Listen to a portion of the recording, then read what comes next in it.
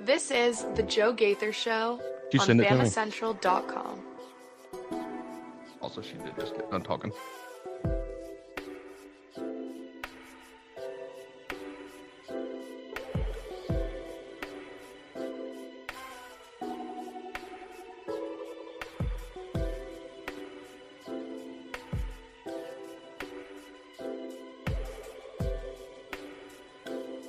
Good afternoon, Tuscaloosa, Internet World, West Alabama. How we doing today on this Tuesday?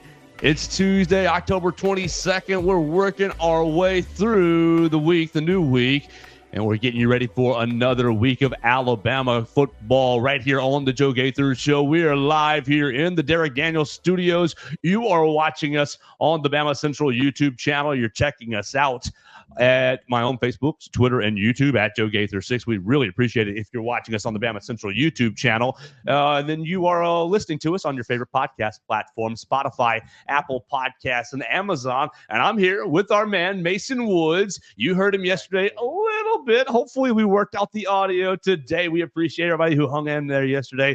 It was a good 90-minute discussion on the Tennessee game. So if you want to relive that misery, you can hear that on Spotify, Apple Podcasts, or Amazon, or right there on the Bama Central YouTube channel.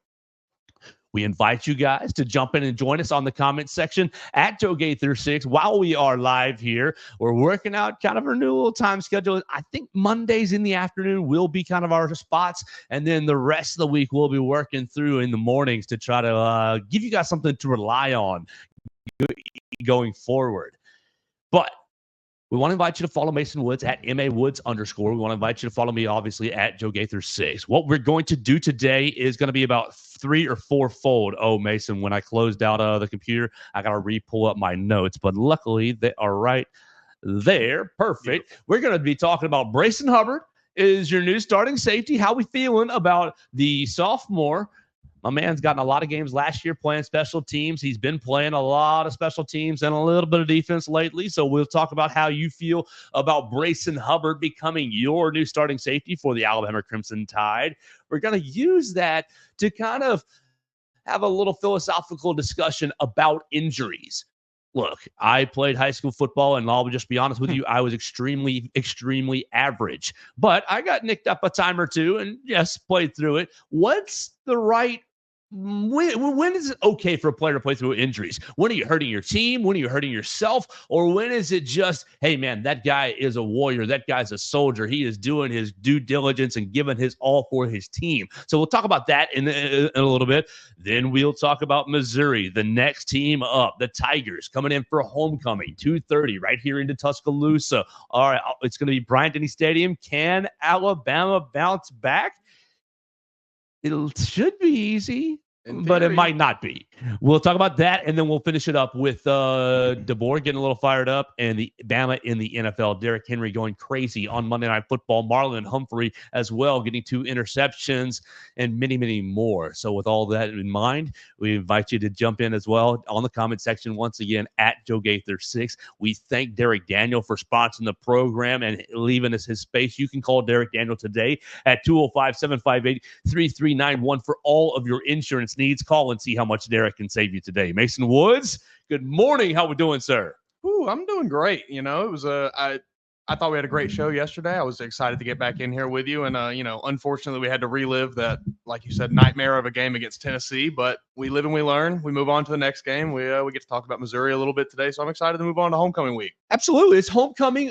So there will be a nice crowd. Obviously, many people will use that as an opportunity to come to Tuscaloosa. And I think I've got to look and see what the order, what the festivities. Obviously, it's tradition to have the parade, and it's tradition to really have a big Saturday morning. I haven't seen the schedule of events, but only because I haven't looked for it, not because it hasn't been publicized. We'll just say that. I'm obviously more focused on the football side of things. The game starts at 2:30. That means I'll be in Bryant-Denny Stadium at 11:30, 12:30. What's 3? 11:30, right? So which is great. It'll be awesome. But we'll get your details on the parade for a later episode before the week is out. But it's Missouri, and you got to bounce back. And part of bouncing back is assessing your personnel. And Alabama had a big loss on Saturday. Keon Sabb, your transfer from Michigan, plays with a broken foot. And we'll talk about that in a little bit. And plays with a injured foot and then breaks his foot. Bray Hubbard comes in really the second half and didn't notice him in a negative way, and you only noticed him in a positive way at the very end when Alabama, you need the 3 and out to give the ball back to Jalen Milroe and the guys. He's filling those holes. He's flying in there. What you think about Bryson Hubbard, your new starting safety? Yeah, I mean, you said it right there. He didn't show us anything to be upset with. You know, he only came in, and I don't think he had any negative plays. I think he only did good things. I think the time that we've seen him, the special teams, the time that he has gotten on special teams, he's done well. He's not really given us any reason to believe he can't step in. And now I think it's hard. You're going to be hard pressed to find somebody who quite has the exact same skill set as Keon Sabb, but it is what it is, next man up. And I think he's a perfectly fine substitute. Do you remember when Bryson Hubbard was in high school in the recruiting class and we were working at a different organization together? And there were many people said, this guy's going to be your next quarterback. Mm-hmm. He was up in high school in Mississippi. Did you say Pascagoula before we got started? Yep. Two-way player, plays safety and quarterback, was a really, really great high school player. He was only a 3-star recruit, but he was one of those classic examples, which he was just better than everyone he was on the field with. Pretty much every time you watched him, he was just a freak athlete out there. He played at a smaller school where they probably didn't have a plethora of freak athletes, so he really stood out. And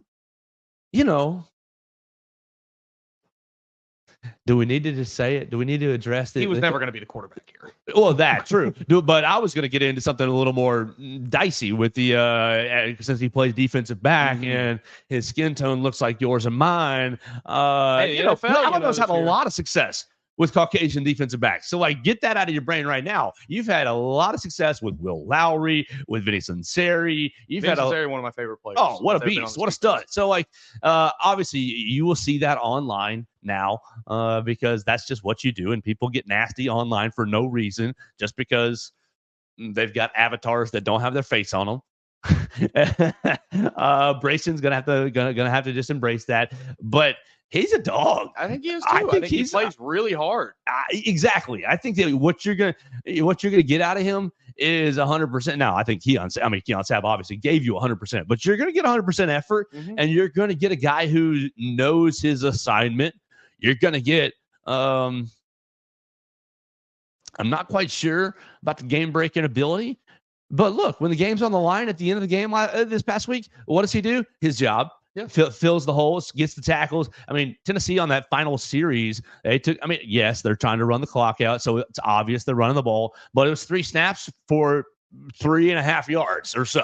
They got timeout. The defense did its job, and Bryson Hubbard was absolutely a part of that. Yeah, I think, I don't think he's going to be a guy that many Alabama fans are going to have a lot of complaints with. I think, if you see him maybe getting beat on a route, it's not really going to be his fault per se. It's maybe just going to be that the receiver's a little faster than him. Maybe so. Yeah. So I think he's going to be a great. I think he's going to be great. Look, I think it's going to be fun to see him out there. And I think it's a perfect segue because look, there's how much more can you say about Bryson Hubbard? You haven't really seen him outside of special teams and backup mop-up duty, but when you've seen him, it's been good. But this brings me to this. When you've seen him, he's been good. Okay. So that's obviously, look, I'm not at practice all the time. We were at 8 practices for about 15 minutes in the fall, and we appreciate that time for sure. But when we see him, it's been good. That just tells my brain that he's probably been playing well in practice. And so it wonders to myself, okay, Keon Sabb, I definitely appreciate the commitment to the A. Definitely. You laid it all out there. Writ your name in Crimson Flame. You went out. Your last play was breaking up a big old pass. Boom. And maybe if the season goes a long time, we see you again. Yeah. That'd be great. I don't really know exactly what his timeline is. Probably a broken foot, 8 weeks, 6 weeks, 10 weeks, something like that. You're going to be. It's going to be. Looking at if he comes back at all, it'd have to be, probably national championship type game or something. Yeah, it'll be late. And so it's great. Thank you so much for your service. But the rumors, the discussions are that he went into the game already hurt. Obviously, he popped up on the injury report midway through the week. You see the injury report on Wednesday. He's not on it. He's on the injury report on Thursday, Friday, Saturday, game time decision. He does play. I just wonder, Bryson Hubbard, what you've seen out of him has been good. Mm-hmm. So what's the difference between, look, I know Keon Sabb has been that guy so far for you. But was he 80% until the broken foot? Oh, was he 70, 60, 50? I have no idea. You'll have to ask Keon Sabb. You'll have to ask Jeff Allen. Those are the people that actually know that. So I don't really want to speculate what his percentage was. But whatever his percentage was, could you make an argument that a quote-unquote 100% Bryson Hubbard would have been better? Where's the line, Mason, in we're going to play a guy? Look, Coach Kapilovic, offensive line, he's talked about Jaden Roberts dealing with nagging injuries, and Jaden's been, oh my gosh, a stud, and that is not a dude I want to mess with at all. And I think he's really given his all as well to Alabama. But you see Geno Vandermark coming in once a game, twice a game, different series, and they keep saying in the public, oh, Geno's earned that time, and I think he probably playing well in practice, but part of it is a little. Where's not how you handle the offensive line. Where's the line there on we're playing a guy and we like him and we need him, but he's not quite 100%? Yeah, I think that's a very hard question to answer. I think it probably varies a little bit position by position, depending on the positional value of whatever it is. I think you're looking at like a quarterback playing a little injured that might be different than maybe a tight end playing a little injured. But I think just if you wanted to put it into kind of a tangible, this is when you should maybe consider playing the backup. I mean, I think if you can look at a guy and watch him play and see he's playing worse than what the backup would likely do, get him out of the game. If he's hurting more than he is helping, you probably ought to pull him. I don't necessarily think Keon Sabb was. I mean, like we say, he played fine. He played good. He wasn't really hurting. So. It's a tough call to make. That being said, with the injury kind of like he had, where maybe he came in and it was already pretty iffy, I don't know. It's just a tough call to make. Tennessee obviously is a very good team. We knew that they were going to press the defense with that high-powered offense they have. So it's a tough call to make when you're subbing out somebody who's going to be a very important player against a very strong offense. But man, it's just I think you just kind of have to look at it position by position and just kind of weigh your options as to, okay, if this injury affects him on a play, is that going to be worse for us than had the backup just stepped in? Well, you've been hearing from the coaching staff a lot about experience is finite. We want to get the guys experience. And look, they've done it this year. They have really been getting the guys experience. You've seen all kinds of freshmen. So, they haven't not been doing it. But I just wonder if, it's obviously at certain positions. I guess they just assumed that Keon Sabb was that important to the defense. His ability to make plays. I mean, he made so many plays on the football during the first 7 weeks of the year. He had 2 picks in the first game, and everybody thought, oh my gosh, what? And he had his hands all over the football in the rest of the way. Just couldn't get that third interception. Gonna miss him for sure. I just, it was Bryson playing well or playing solidly. I just wonder, would it have been better to maybe baby? And now, obviously, that's a Jeff Allen question. Baby Keon Sabb for 3 weeks and get him back to 100%. You never know. I have no idea. Yeah. That's an inside behind the walls question that we don't know about. So I just look. You hear the rumors about Jalen playing hurt, and obviously we got into that yesterday about what he gives the offense and how deficient the offense sort of is. So you need his running ability. I think he's a prime example of someone where you maybe need him. If he's a little banged up, he may need to play a little banged up because the other option is probably going to hurt the team more than a banged up Jalen Milroe does. And so it's really tough. It's really tough. And obviously they're all trying to play for their futures, and I think the coaches have their best interests in mind. I think that maybe there is a little bit of, hey, suck it up, buddy, and go. But I think that if you're really injured, they've got your best interest in mind. It's just, I think it's an interesting topic with how deep the team is.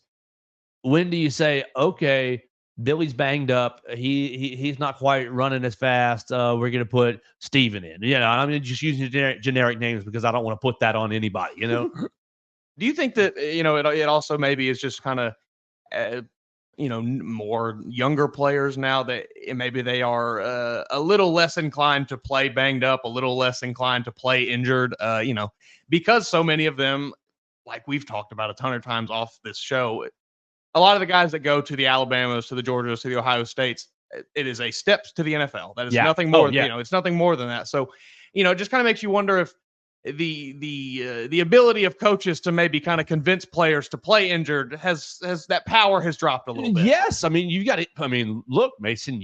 Of course, you've got Billy with his coach, but you've also got Billy with his mom and dad, and Billy with his agent, and Billy with his agent and his uncle saying, hey, maybe I 100% believe that there's a lot that the coaches are fighting through. We talk about them making a lot of money, 10 million, 11 million, I think DeBoer is at 10 point something. But yes, it's a kid's game, and it doesn't really matter in the grand scheme of things as far as the sun coming up, coming down. But they're dealing with a lot. Recruiting, re-recruiting, convincing kids on it, like you're trying to get buy-in. You're dealing with infinitely more now than you ever were before, too. Oh yeah, and you're just circus leader, right? It's just circus leader, monkeys in every corner of your facility, whether it be assistant coaches, whether it be personnel people, just like you're dealing with all kinds of stuff. And I'm not suggesting that the Alabama people are monkeys. No, I'm sorry, that's not really like in a circus, like. But there's just a lot of things you're juggling. You're dealing with a ton of. He has to wear so many hats. Oh yes, yes. I'm dealing Billy with Bob the wants a NIL bigger people. NIL deal. Right. It's like, well, what did I'm you do dealing to with get recruiting. that deal? I'm dealing with game planning. I'm dealing with player egos. I'm dealing with coaches. I'm dealing with coaches' egos. I'm dealing with parents, and happiness. Agents, it would exhaust me. It would I have thought about trying to get into coaching, but I would never go past high school just because it's so it just sounds so exhausting. And I've even like high school football sounds pretty exhausting for a lot of people. It's involved. Like I've seen people talk about it, and it's just because more often than not, you got to teach a class too, and then you got to. It's like a whole thing, man. Any football coach has so much going on outside of just X's and O's that it really is. You kind of have to take that all into account. Woof. Give me some middle school guys where I can just call some plays. Yeah. Come on, 32 dive. Come on, Pee-wee, power left, power right. Student body left, student body right. That's all we run. Just pitch it to the fastest kid. Let them try to get around the edge. Hey, before we get into our next topic, let's tell you about our friends, Purple Turtle Roofing. They're the most reliable residential roof replacement company in Alabama and Mississippi.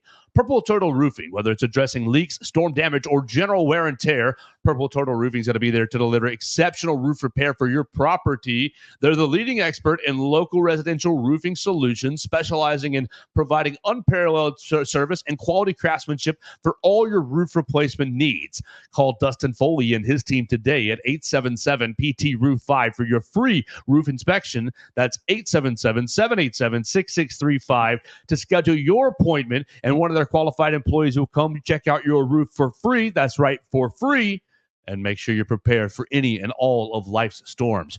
You can check them out online as well today at roofturtle.com. All right, and once again, we want to remind you and thank Derek Daniel for sponsoring the program. Derek Daniel State Farm. You can call Red, Reese, and Victoria at 205-758-3391 for all of your insurance needs. Call and see how much Derek can save you today. All right, Mason, we didn't really get into it yesterday because we did 90 minutes, and we just kind of ran out of time. But one more trash on the table kind of topic from Saturday. Second week that Coach DeBoer gets fired up. Now, look, Coach DeBoer, okay, let me finish my thought before we tangent in the middle of myself. The second straight week that Coach DeBoer shows really, really big-time emotion on the sideline. Like, whoo, fired up. I could feel the heat through the TV screen emotion. Now, it was not at an Alabama player over a miscue. It was at an official over, I believe, an illegal substitution call. Alabama got called for an illegal substitution, I think, out of a timeout.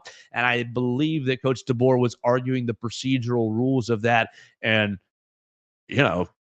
whatever the case may be, Coach DeBoer thought he was right, that the penalty was not warranted at that point. But we've seen Coach DeBoer, look, people have been asking about, Coach, show emotion, get fired up. He called into the call-in show on. I don't know if you listened to A Coach last Wednesday, but a young man calls in and says, Coach, I wonder if you're going to show more, get fired up on the sidelines, get more intense on the sideline. And Coach kind of asked him to reiterate. He said, me or the team? And the guy backed off. He's like, just the team, get more fired up. Just wanting the team to be. And I was like, oh my gosh, just giving the man hell for no reason. But we saw it in the Georgia game. Yes, in the Georgia game on the Jeremy Bernard should have been a pass interference. I'm going to go argue for my guys. I'm going to go let the official hear it. Mm-hmm. And he did in that Georgia game. And then you go a week or two, obviously Vanderbilt, you didn't really get one, and maybe people wanted to see that there. Same for the South Carolina game, didn't really get anything notable, but goodness gracious, up at Tennessee for that, he went crazy. So where do you stand on DeBoer's emotionality? I guess, is that a word? Emotional control, and on DeBoer's emotional control and his usage of maybe heightened sense or calm demeanor. Where do you stand on Coach DeBoer? I can only speak from my own personal experience playing at low-level football like I did. And in my experience, I tended to respond well to being shouted at when I did things bad, or to being benched when I did things bad, to just in general being punished when I made mistakes on the field, when I did things wrong, when I didn't do my job. And it really kind of seems like there's not a whole lot of that going on. You see a player, you see false starts, procedure penalties, pass interference, anything like that, bad penalties all around the game. And then you just see DeBoer over there just kind of with a sad look on his face, like, oh man, we'll get him next time. And it's just, it's different coaching style. I get it. He's not Nick Saban. Nick Saban is not here anymore. We're not going to get butt chewings every week, I don't think. But selfishly, I guess I would like to see a little more fire. But I'm not there in the room. I'm not there at practice. I don't see what he's like in meetings. So, maybe it's there and we just don't see it. Well, do you think that, has he, you at least see that it's there? Yeah. That he's got it in him. I wonder if it's he knows just as much as we do right now. It's a much different landscape than Nick Saban coached in for most of his coaching career, where kids have the ability to up and leave your program if they want to at the first, hint of any kind of adversity. So, maybe he feels like he's walking on eggshells a little bit, trying to keep everybody happy while at the same time trying to keep them disciplined. And I imagine that's a hard place to be in, because these are 17 to 21-year-old kids who probably don't want to listen to most of what you have to say most of the time. Oh, yeah, and we got into it a little bit yesterday. I also think the personality dynamics on the team are very, very challenging to manage coming into a team, a new staff with – look, I don't care how you feel about these players, but the leadership on this team is very strong.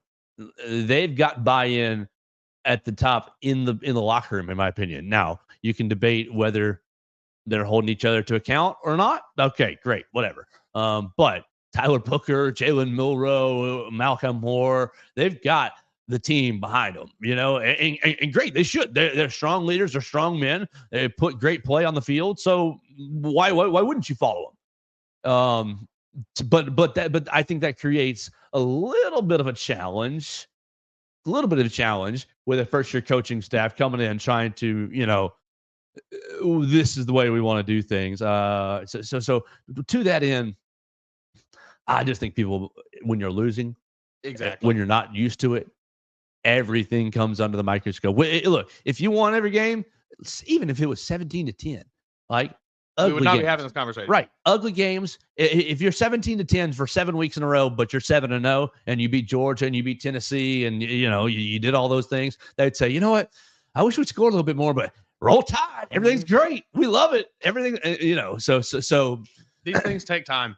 I mean, this is the first year with a brand new staff, new coaches all around, new players here and there. It's going to take a little time. Just be patient. All right, before we move on to, I think I have two more topics for today. We got Missouri and Bama in the NFL, and we'll hit them kind of quickly. We want to tell you about Druid City Music Hall. You can visit them online at druidcitymusichall.com/shows to see their entire lineup. They got shows tomorrow night. Thursday night. Alex Warren is still sold out. Their next available show where you can get tickets is going to be Saturday, November 2nd. Ashley Cook. They got sellouts for the whole weekend. So everybody's excited about homecoming weekend, obviously, and we support that. Go see Druid City Music Hall to see Ashley Cook on Saturday, November 2nd. You can get your tickets online right now or right there in person on the Strip. They're right next to the Waffle House, in between Waffle House and Glory Bound. It's a really nice concert venue right off the Strip, right next to campus. If you're coming in town to see your kids, you might want to check out Druid City Music Hall for some quality live music. All right, what are we going to go to next? You want to go Missouri? Yeah, we're going Let's Missouri, and then we're going to the NFL. Missouri is weird, man. 6-1. They're coming into this game fired up. 6-1, but look at this. This schedule is trash. Yeah, I'll give you that. The schedule is awful. Murray State, Buffalo.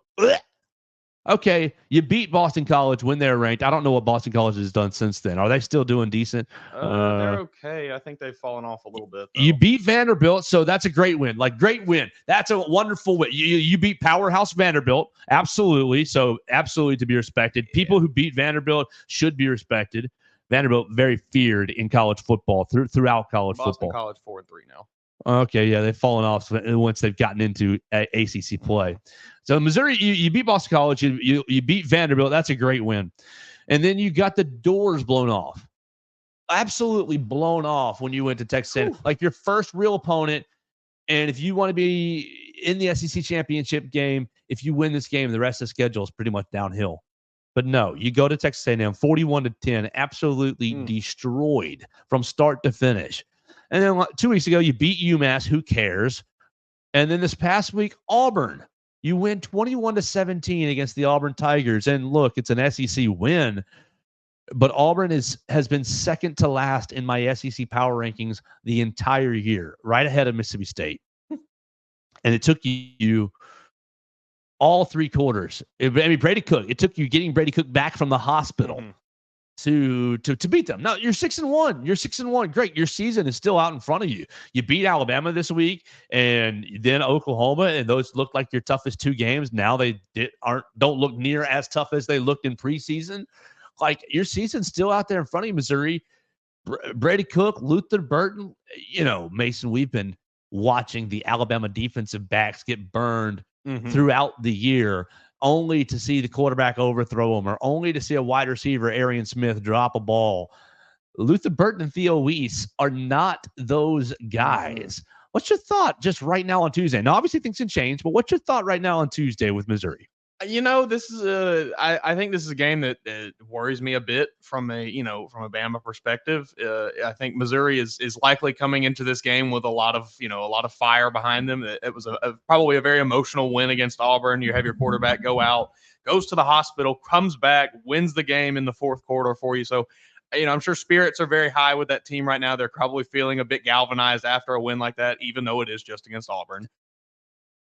They know they're coming to play Alabama's homecoming game just as well as we do. So, I don't think it'd be crazy to think that Missouri definitely comes into this game with a bit of a chip on their shoulder, kind of, thinking they have a shot to take down the champ, You absolutely have a shot to take down the SEC champion. So you look at the last 4 weeks, it says this, the blood is in the water. Yeah. The Sharks can smell it. So I think, if we're talking about who's in a better spot right now, Missouri's in a better spot. They're coming into this game with probably a better morale team across the whole team than Alabama is. I think this is a spot where DeBoer is going to have a tough time maybe getting his team to play for this game. Ooh, no, don't say that. I mean, you think? Elaborate. Why do you think? Because I think bounce back is here. I think bounce back is here. I think that was just a very emotional loss, just the way it went down in Knoxville. You lose to Tennessee. That's a tough one. Very. And then you've got, like I said, it's a likely very galvanized Missouri team. I just think that this is a bit of a recipe for disaster. Maybe I don't think Alabama goes out and loses this game, but I do not think it's a pretty. I think it's a very ugly win. Here's the problem, and you're kind of dancing around it. The thing that Vanderbilt had was belief, and we thought, that's not going to be enough. But they paired the belief with a triple option system and a dog at quarterback, Diego Pavia. Hats off to you, definitely. But those pairings worked. Missouri has belief already. They've had 10. Look, they went to the Cotton Bowl and beat Ohio State last year. Yes, we just poo-pooed on their schedule, and yes, you got your doors blown off by Texas A&M, but the record is still 6-1. These boys, these young men, are experiencing winning, and winning begets winning. I think so. Is their belief paired with Brady Cook's? Brady Cook hasn't been as good as he was last year, but Luther Burton is still one of the most talented three receiver in the country. Yep. I mean, argue with your mama about who you want, but I mean, at worst, top 5 receiver in the country. I mean, he's a special specimen. And Damani is going to be. He's going to have his hands full. Yeah, he will. And I'm confident in that. But what happens if they get Luther Burton on somebody else? But then the other factor is Bryson Hubbard or Xavier Brown or Jalen Mbakwe or Zay Mincy. You haven't seen much Mincy, but just a little bit. What happens? But you say, okay, Joe, Damani's got it. Damani's going to lock down Luther. Great. Okay, let's just wipe that off. Let's say that's a wash. Well, you still got Theo East to deal with, and you still have a pretty dangerous tight end as well to deal with. It's going to be a challenge for this defense. You're going to have to, I think, get after Brady Cook, create some negative plays in this week's matchup. My question to you, Mason, is, with that said, how confident are you? Look, the defense B minus this past week. You got all those turnovers, but you allowed Sampson 130-something yards. You did okay. You had only 24 points. You did your job mostly. You gave Alabama a chance for sure. But all the focus, Alabama's offense was not it. This next week, excuse me. If the defense is in trouble, what's your confidence level in the offense picking them up? Oh man, I think they're obviously going to be playing a less talented defense than they played against Tennessee. So the opportunities will be there more so. Definitely. I'm still concerned about whether or not Jalen Milroe can make those opportunities, connect with those opportunities, because he wasn't able to do it in the times he had against Tennessee. But I do feel confident that, DeBoer and company know that they need a bounce back week from the offense, and he is an offensive minded coach. And I think he can scheme up a good plan to kind of, get the team some confidence back, get the offense, especially, some confidence back. All right, so we'll get more into Missouri as the week goes on, but we just kind of wanted to give you a teaser on what we're dealing with this week. It's going to be a big challenge for the Alabama secondary. You're not going to have Keon Sabb. You're probably not going to have Keon Sabb. Coach DeBoer yesterday said a while, which 6, 8, 12 weeks. Hopefully he gets better very soon. Thank you, Keon Sabb, for transferring, and it's been great to get to know you so far this year, and get to interview a couple times in media sessions. Hope your recovery goes well. But you're going to be dealing with a big challenge with the Missouri Tigers. They're going to come in with belief. Yeah, their schedule is largely trash. We don't have to shy away from that, but you can only do what you can do with what you have on the schedule, and they're 6-1. And so we'll see what Alabama can do this week. All right, one more topic before we finish up. And we want to tell you once again that we are proud to be in the Derek Daniels State Farm studio right here off of McFarland Boulevard. We're past the Tiger Rock on the left. call Derek Daniel for all your State Farm, all your insurance needs. If you are unhappy with your current insurance agent, or if you want to get a local agent, call Derek Daniel. He's got a great team just upstairs above us. Red Reese and Victoria can be called at 205-758-3391. They can get you a quick quote on your auto insurance, your homeowner's insurance, your life insurance, and get you taken care of for whatever you need, and make sure that you're prepared for, all of life's calamities. Emergencies happen each and every day. So make sure you have the good neighbor. That's Derek Daniel at State Farm. You can call him 205-758-3391. Call and see how much Derek can save you today. Lastly, we want to talk about Derrick Henry. Mason, I want to let you open this because you're a little more of an NFL guy than I am, and I think this hurts you a lot more than I did. Derrick Henry last night, Monday Night Football, upset that he did not score on the 81-yard touchdown. Lamar Jackson gets out in front of him, but still has a big old day. Where are you at on the couch watching Derrick Henry go crazy? It's the Michael Scott gif where he's like smiling, crying. It's that perfect, because I am extremely happy to see Derrick Henry on a team where he is able to thrive and be great and succeed and win, because he didn't do it except for like 2 years in Tennessee. But man, does it hurt, because I hate the Ravens. It is so painful to have to watch him line up in that black and purple, and just that uniform goes hard. Oh, he looks so good in it. He looks like he looks so much better in it than he did in the two-tone blue. Yes, it's like it's so mean. The dark visor, man, he looks so cool. He looks like Predator. Like yes. It's really painful. It is. I wouldn't have wanted to see him on this Titans team. I'll say that. Praise the Lord. Yeah, I'm very glad I don't have to watch him will this Titans team to maybe for one more wins. win than they have right now. So, if he's on that roster, I don't think he's really doing a ton for them. As good as he is, they are a dumpster fire. So God said, Derek, let me save you. Yeah. It just had to be the Ravens. It just had, it could have been the Cowboys. Like, I would have taken the Cowboys. But that's a bad franchise. The Ravens are a class. I know you don't like them, but like, goodness gracious, everything they do is like, yeah, that was the right move. Yeah, that was the right move. I know. Oh, that was smart. Every single time. It's like, why didn't we think of that? Can't stay. They signed Eddie Jackson to a 1-year deal for like no money, like 2 weeks before the season. It's like, oh, sweet. Marlon Humphrey last night, 2 interceptions as well. The Ravens putting it on. Who the heck were they even playing? They weren't playing the Commanders. Bucs. They're playing the Bucs. Yeah, my boy Baker Mayfield. Oh my I benched goodness. him in fantasy this week. It was brutal.